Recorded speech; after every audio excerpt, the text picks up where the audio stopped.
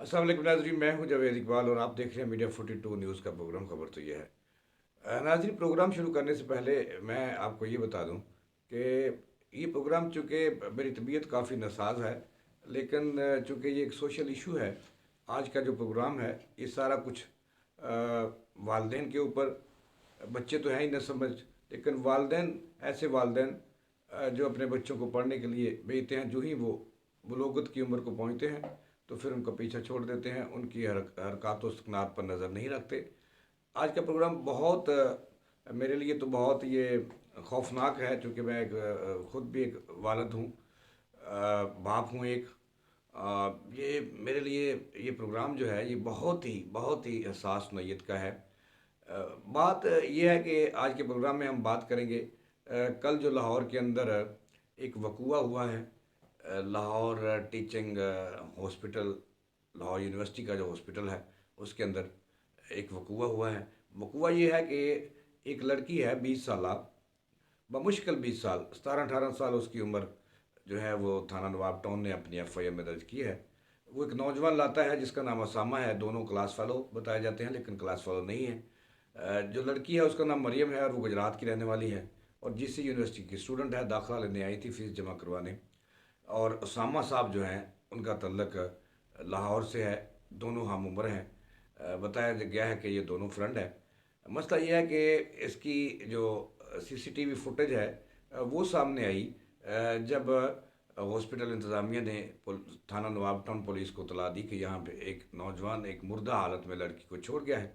जब CCTV footage की मदद के, चूँकि वो अपनी सुजुकी कार पे उसको लाया था, कल्टस सुजुकी पे उसको लाया था, तो ट्रेस हुआ तो पता चला कि ये गाड़ी जो है सामा नामी नौजवान की है, जो इस लड़की का दोस्त था। पुलिस ने उस नौजवान को गिरफ्तार कर लिया है और उसने बहुत बड़े इंकशाफात किए हैं। उन्होंने पुलिस को बयान दिया है असामा ने कि वो उसकी गर्लफ्रेंड थी मरियम, जो मर गई, और इस काते हमल किसी छोटे से अस्पताल में रायवन रोड पे करवाया है।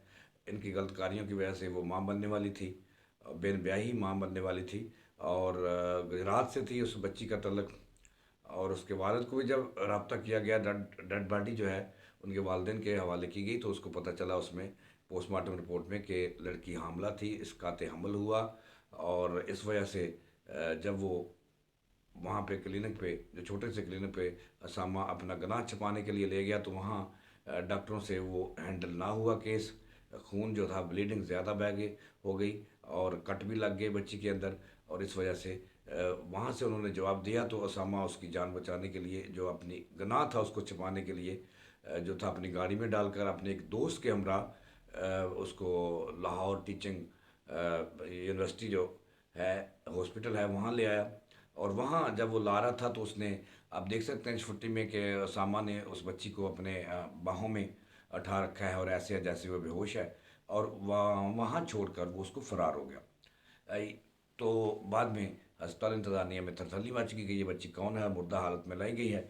आखिरकार सामा पकड़ा गया है। लेकिन ये कहानी बहुत दर्दनाक है, अफसोसनाक है उन वालदेन के लिए। जो मैं पहले अर्ज़ कर चुका हूँ कि जो जो ही बच्चे वो पढ़ने के लिए, कोई वालदेन नहीं चाहता कि उसका बच्चा गलत निकल आए, क्योंकि ये उम्र ही ऐसी होती है। इसमें वालदेन की और बड़े बहन भाइयों की काउंसलिंग की, खसूसन लड़कियों और लड़कों को बहुत ज़रूरत है जब उनकी उम्र 20 साल के करीब होती है, 17-18 यूनिवर्सिटी एज को पहुँचते हैं। तो उस वक्त वो हालात कुछ नहीं समझते, उन्हें कुछ समझ नहीं आती। लेकिन उस वक्त वालदेन की का फ़र्ज़ ही, मैं उन वालदेन से सवाल करूँगा कि वालदेन का फ़र्ज़ सिर्फ औलाद को कॉलेजों में, यूनिवर्सिटियों में दाखिल करवाना नहीं है, उनका पीछा करना भी है, उनकी हरकत और सकनात पर नज़र रखना भी है।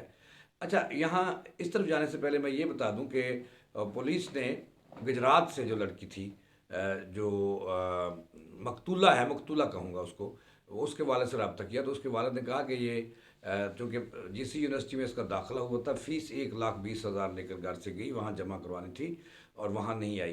कहा जाता है कि ये असामा और मरियम जो है, मरने वाली जो है, इन दोनों का टेलीफोनिक रब्ता हुआ, फेसबुक पे इनकी दोस्ती हुई, और आखिरकार फिर बढ़ती गई। और असामा ने उसको कहा कि गुजरात छोड़ के आप लाहौर आ जाएं और यहाँ दाखिला आपका यूनिवर्सिटी हो जाएगा।